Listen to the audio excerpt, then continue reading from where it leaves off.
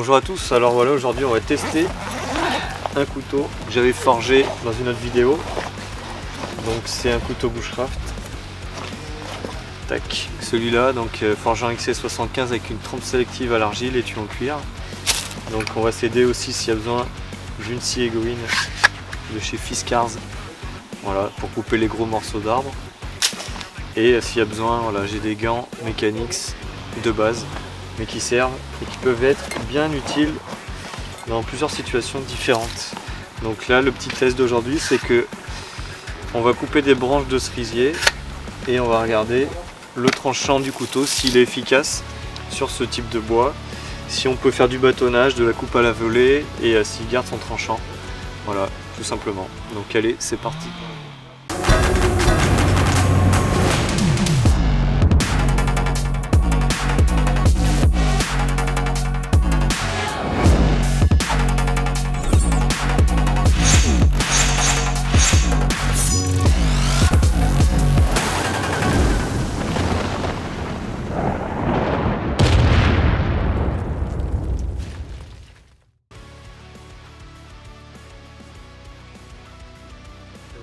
Donc là on va regarder le tranchant de base.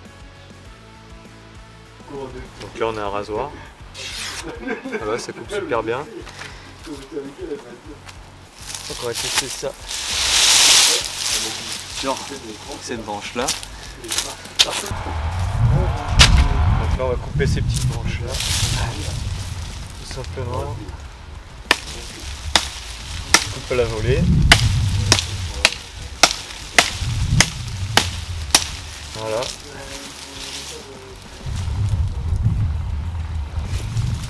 Le câble. Là, on va essayer de couper celle-là qui est beaucoup plus grosse. Là, on serait limite à le faire à la hache ou à la scie.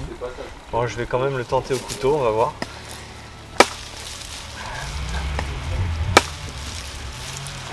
Ouais, là, c'est limite.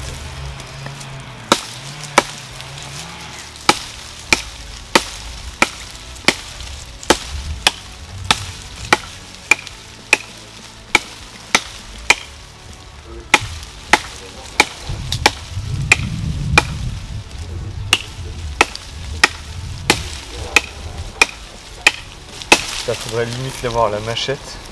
Le couteau pénètre bien dans le bois, c'est cool. Là j'ai pas le bon angle mais on va faire avec.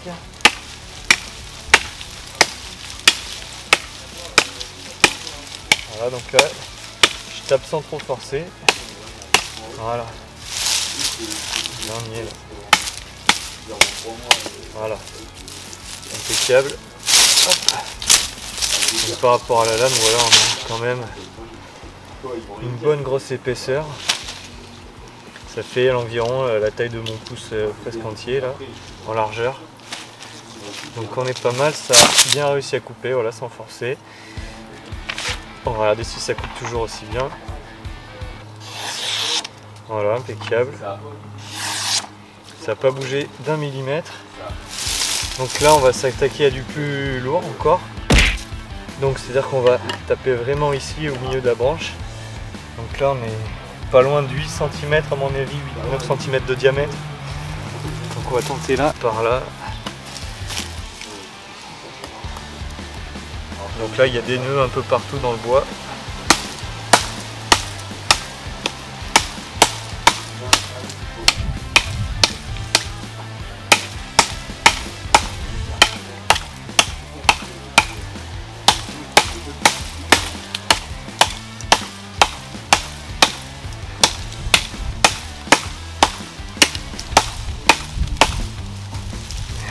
Presque.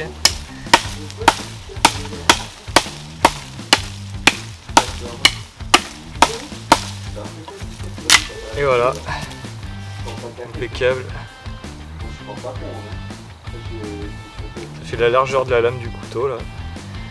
Donc voilà, la coupe est lisse, nickel. Je vais vérifier sur le papier. Avec des petits morceaux, voilà.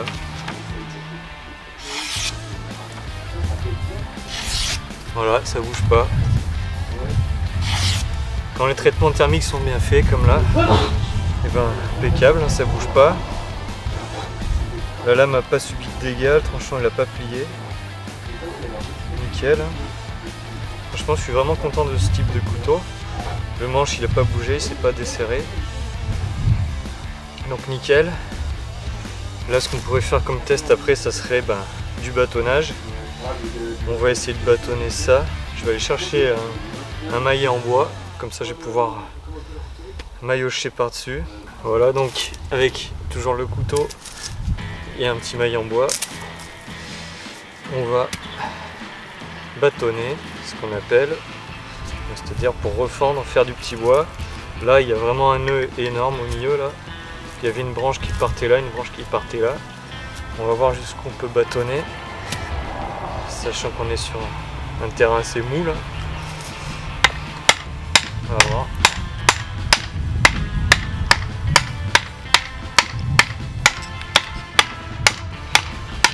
Jusque là ça rentre bien dedans. Nickel. Là on sent que ça force un peu plus. Parce que forcément il y a un nœud.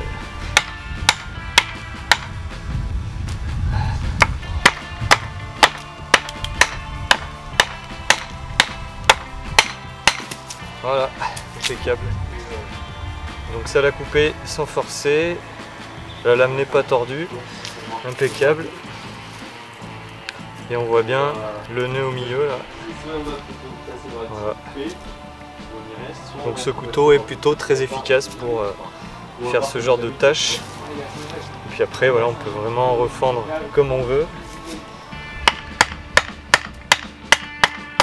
Pour se faire du petit bois. Voilà. Donc à chaque fois je repasse dans le nœud. De toute façon on n'a pas le choix.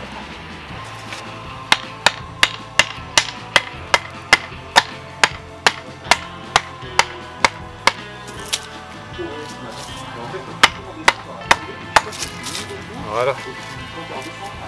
Nickel. Et puis après, on va faire un petit test.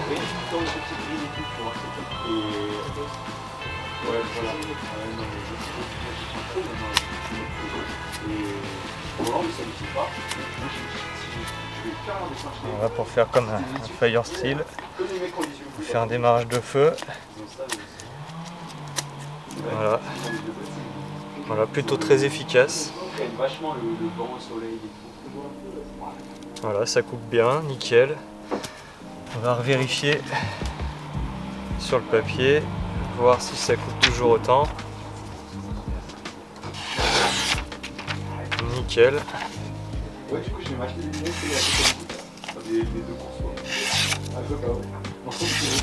Nickel, ça n'a pas bougé, ça n'a pas altéré le tranchant. Donc voilà, je suis plutôt content, ce couteau est plutôt très efficace, il n'a pas bougé, c'est pas tordu. Non, pas du tout. Le manche c'est pas d'effet. On peut vraiment fendre des gros morceaux de bois quand même, dans la limite du raisonnable. Après sinon il faut prendre une machette ou une hache, ou une scie. Là j'ai réussi à tout faire avec ce couteau là. Donc quand même pour du bushcraft, voilà, on peut vraiment tailler super facilement quoi. Voilà, ça rigole pas. Donc je vais essayer sur cette branche. On va voir si jamais là. Juste un petit coup, on va voir. Voilà. Ça coupe, ça a plus de mal. Là j'ai pris dans le nœud. Voilà. Voilà, ça marche. Voilà. Nickel. Allez.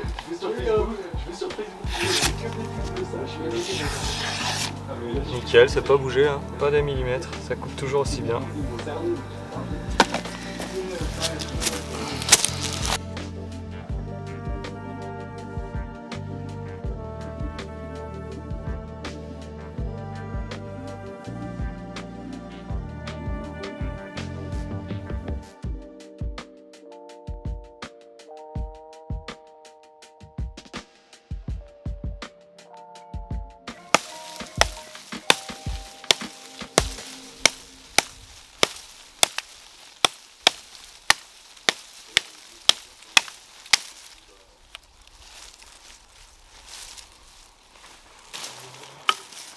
avec une scie Egoin. On va mettre comme ça.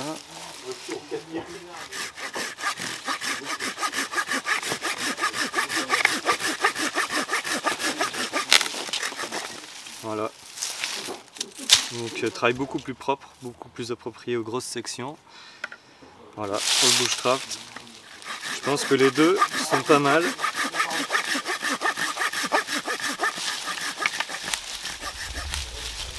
Voilà.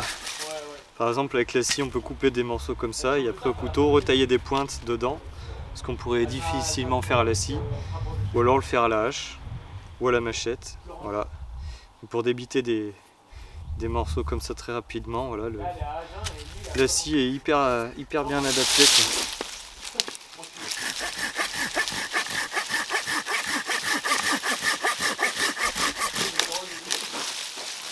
Voilà. Impeccable.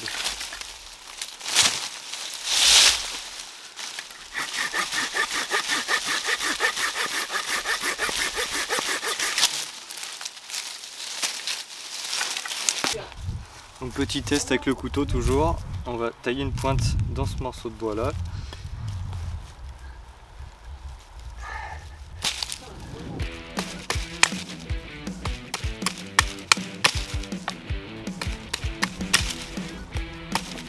Là on a un nœud, voilà.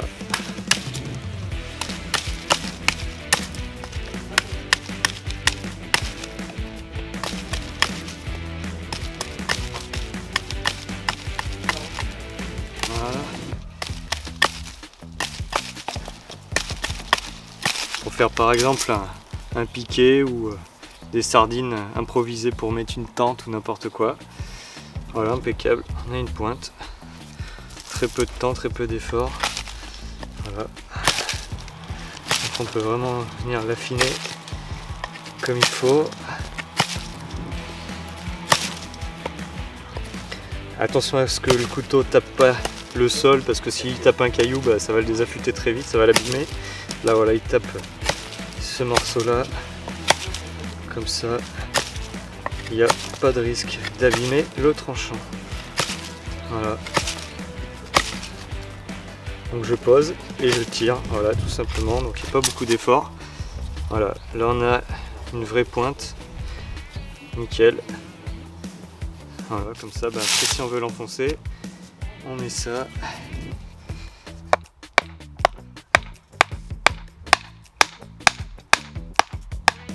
Et voilà, c'est costaud. Tac.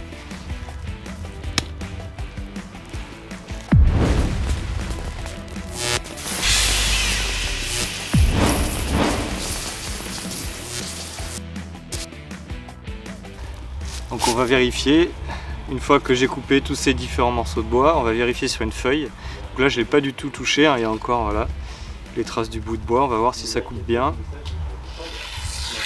Voilà, nickel. Impeccable. Voilà, nickel, ça coupe encore rasoir, donc voilà, ça n'a pas du tout altéré le tranchant. Donc pour voir que c'est du XC75, bah, on peut voir que c'est quand même très résistant, on peut couper du bois assez facilement, voilà. Donc il ne faut pas se tromper dans la technique.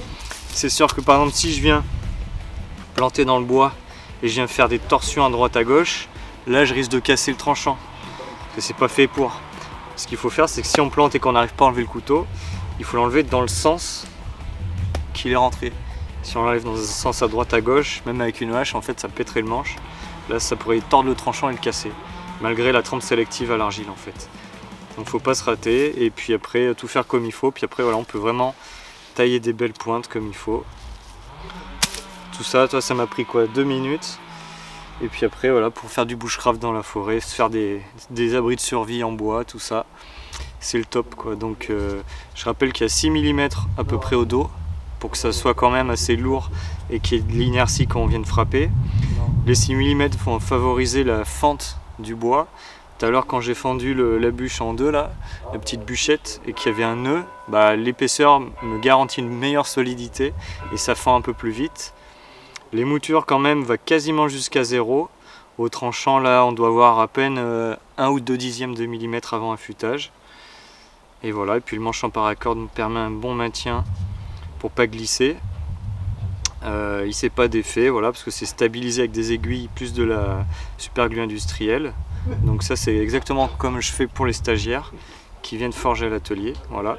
Donc là la lame elle semble pas rayée, pas plus que ça. Donc elle est sale parce qu'il y a de la sève d'arbre et tout. Mais il suffit juste de la nettoyer avec un petit coup de savon et d'eau. Côté jaune de l'éponge, pas le côté vert, sinon le côté vert va rayer.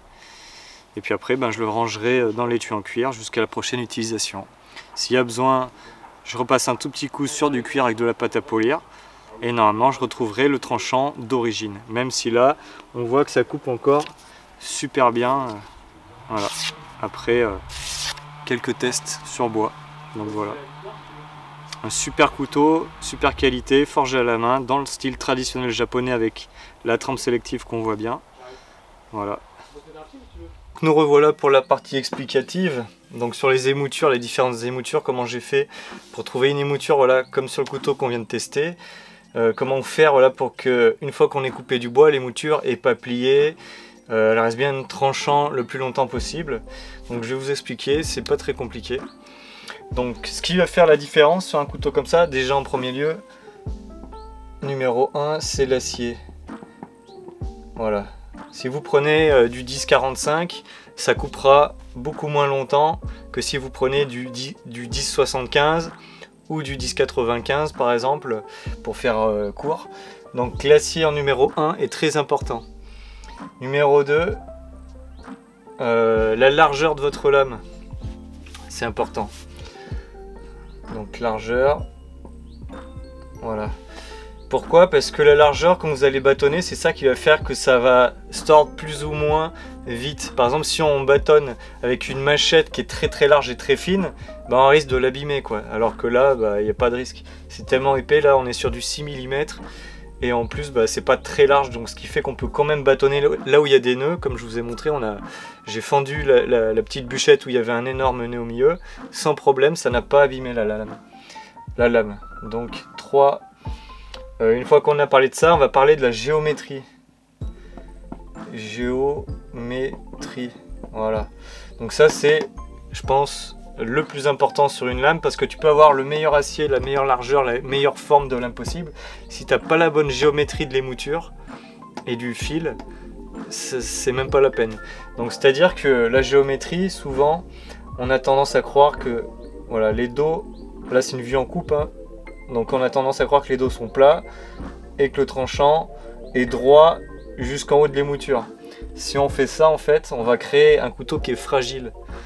Donc les Japonais ont inventé un système, c'est ce qu'on appellerait un affûtage convexe en France. Eux, ils appellent ça amaguri. Donc en fait, c'est comme si c'était convexe, mais légèrement plus fin en fait. Donc c'est pas une hache, c'est pas une épée, mais c'est pas plat non plus. Donc en fait, c'est-à-dire que au lieu que ça soit comme ça, en fait, c'est légèrement comme ça en fait, des deux côtés. Voilà. Donc là, c'est un schéma, hein, mais l'idée c'est que ça soit légèrement arrondi. Sauf que le japonais, enfin sur le couteau japonais, ce que j'ai fait moi sur celui-là pour que ça soit solide et que ça coupe bien, au lieu d'avoir un arrondi très prononcé, en fait, il est vraiment à peine là. Et après, c'est droit. C'est-à-dire qu'en fait, on est plus près du tranchant que du milieu ou le haut de la lame, au niveau de l'arrondi. Donc ce qui fait qu'en fait, on a une lame qui est très solide, parce que tout ce qui est, on va dire, voilà, convexe, et ben quand on va mettre un choc au tranchant, au lieu que la lame soit en V et plie ou casse, en fait, le choc va se répandre des deux côtés. Dans l'idée, c'est un peu comme une arche. Voilà. Donc si on a une arche comme ça, et qu'il y a tout le poids vers le haut, le poids est redirigé et à peu près équitablement des deux côtés. C'est ça qui fait qu'une arche, c'est très solide. Et enfin une arche, une voûte on va dire. Et c'est la clé de voûte qui tient tout ça. Donc là, la clé de voûte, on pourrait dire que c'est le tranchant. Donc quand on tape là, il n'y a pas de raison que ça plie ou que ça casse. À part si le tranchant est beaucoup trop fin par rapport à l'utilité du couteau. Et ça va dépendre aussi de l'acier. Parce que si on prend un acier qui est déjà un peu souple comme du XC75 et qu'en plus on fait un revenu trop poussé, et ben vu que l'acier est pas très dur, si la lame est un peu fine, et ben elle va plier directement. Donc ce qui est important de comprendre, c'est qu'en fait il faut avoir une lame pas trop fine avec un acier plutôt dur mais pas trop, parce que sinon ça casse. Si l'acier est trop mou, ça plie. Donc plus on a une lame dure, plus on peut faire une lame fine, parce que ça va pas plier, mais pas trop fine, sinon après on est sur du couteau de cuisine, on va dire. Et si on a un acier très mou, bah, il faut faire une lame légèrement plus large, plus épaisse, sinon bah, au moindre choc elle va se tordre ou plier. Et surtout que là sur ce couteau on a une trempe sélective à l'argile. Donc je rappelle, pour ceux qui ne connaîtraient pas, la trempe sélective à l'argile, c'est une méthode qui permet d'obtenir 2 duretés différentes sur un seul acier. Donc c'est-à-dire qu'en fait, je vais vous le dessiner, donc en gros, pour schématiser, voilà, on a notre couteau, l'émouture est là, et là vous avez vu, ça fait des sortes de vagues ici. Donc en fait ça veut dire qu'entre le haut de la vague et le bas du tranchant, là c'est dur, et entre ici et ici, donc le haut de la ligne de trempe et le haut du couteau, c'est dur aussi, mais c'est beaucoup moins dur que le tranchant, ce qui permet que quand on tape, on n'ait pas toute cette vibration qui vienne dans le bras, qui est désagréable et qui fasse mal au poignet, d'une part, et d'autre part, ça permet à la lame d'être plus souple, plus flexible, donc elle va pas casser net, au pire elle va se tordre un peu, mais on pourra toujours la redresser. Alors que si on trempe tout et qu'on fait un revenu un peu trop dur, et ben en fait la lame elle va casser net jusqu'en haut, et là la lame elle est coupée en deux, donc elle est foutue. Alors qu'avec la trempe à l'argile, au pire ça plie, mais on a toujours une deuxième chance de la remettre droite et de continuer l'aventure. Parce qu'en situation extrême de survie, par exemple pour les militaires ou quoi, si la lame casse, bah c'est la fin quoi, c'est pas possible. Donc moi c'est pour ça que je fais des couteaux comme ça, et en plus esthétiquement ça rajoute un petit cachet qui est vraiment sympa. Là on est dans, on va dire, la coutellerie des couteaux d'art, et ça rajoute vraiment un petit côté esthétique que moi personnellement j'adore. Donc là on a vu que le manche à paracorde il n'a pas bougé du tout, parce que là il est stabilisé et il est bien tressé, bien tendu déjà. C'est de la paracorde américaine, donc c'est de la Miltech 5040H pour être précis. Donc c'est une paracorde qui est un peu tressible et qui peut soutenir 350 kg à la tension. Donc faut pas s'en servir pour faire de l'escalade, c'est pas du tout fait pour, ça serait même dangereux. Mais pour faire un manche de couteau c'est très solide, parce que ça c'est le genre de couteau, si ça prend l'eau par exemple, bah, faut pas que la corde dans 5 ou 10 ans elle commence à pourrir. Donc vu que c'est imputrescible, même avec de l'eau dessus régulièrement, ça sécherait très vite en fait et ça ne moisirait pas. Donc on n'aurait pas tous ces problèmes. Donc pour revenir à la géométrie du couteau, donc comment je fais moi pour trouver la bonne géométrie, le bon angle et tout, ben ça en fait après c'est une question d'habitude. Moi j'ai été cuisinier pendant 11 ans, et quand tu es cuistot, tu sais que si tu fais le même affûtage sur tous les couteaux, et ben ça peut pas le faire. Par exemple si tu fais un affûtage très fin pour un couteau pour couper du saumon, et tu fais le même affûtage pour un couteau qui va servir à couper du potiron, et ben le couteau qui va servir à couper du potiron, et ben le tranchant il va pas durer très longtemps, parce qu'il sera trop fin et il va tendance à plier ou carrément casser si on est un peu trop brutasse dans le mouvement. Et je l'ai déjà vu en cuisine, hein, donc je peux vous en parler. Et voilà, donc c'est vrai qu'il faut adapter l'angle. Donc ça va dépendre de la hauteur de l'émouture, du style d'acier, de la fonction du couteau. Si c'est une grande lame, on pourra faire une lame avec une émouture légèrement plus large, parce qu'on aura plus d'amplitude à la frappe à la volée. Et c'est tout bête à voir, mais par exemple un rasoir qui est tout petit, il faut que ça coupe un truc de fou. Et ben ils ont fait le tranchant le plus fin qu'ils ont pu faire, même creux même. Alors qu'une machette, ben là on va avoir un truc presque comme un ciseau à bois, en exagérant un peu l'idée, mais dans l'idée c'est un peu ça, pour que vraiment ça puisse couper sans plier, parce que les lames de machette sont très fines, parce que sinon ça ferait des lames super lourdes et on pourrait pas les utiliser, ça serait des épées ou des sabres après. Voilà, donc sur ce couteau là, ce que j'ai fait c'est que je suis parti, on va dire, des 3/4 en hauteur pour les moutures, et je suis arrivé jusqu'à 1 ou 2 dixièmes au tranchant, et après j'ai affûté basiquement au backstand.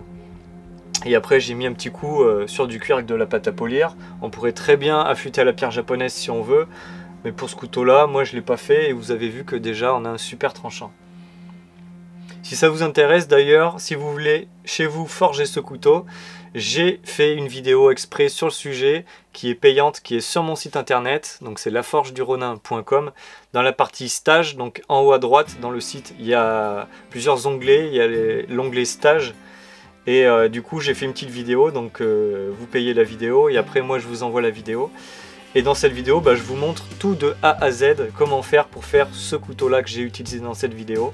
Et comme ça vous pourrez reproduire ces techniques là, donc j'explique tout, hein. La forge, parce que là il n'y a rien de découpé, hein. La pointe est forgée, le manche est forgé, le talon est forgé, les émoutures sont forgées. Après j'explique le détourage au backstand, les émoutures, la trempe sélective à l'argile, donc c'est Marcette on va dire que j'ai trouvé un peu tout seul et en m'aidant avec différents collègues japonais qui travaillent sur le katana au Japon. Je vous montre aussi le tressage du manche, et puis après c'est plein de petits tips en fait durant la vidéo, et puis après il y a des petits tests de coupe et tout ça. Donc si ça vous intéresse, n'hésitez pas à aller voir sur le site laforgeduronin.com, et voilà, offrez-vous la vidéo pour Noël ou pour votre anniv, ça vous fera un super cadeau, ou offrez-le carrément à quelqu'un qui pourrait aimer ça, s'il ne peut pas se déplacer directement en stage ici à l'atelier, parce que je propose aussi des stages de forge où vous pouvez venir à l'atelier pour fabriquer votre couteau. J'ai actuellement formé plus de 250 personnes à la forge sur ce type de couteau là. Donc là c'est le stage de forge sur 2 jours. Je propose aussi le stage de forge sur 1 journée, mais là on fait pas de trempe sélective à l'argile et on fait pas de polissage à la pierre japonaise. On fait le même couteau mais avec un polissage très simple au backstand.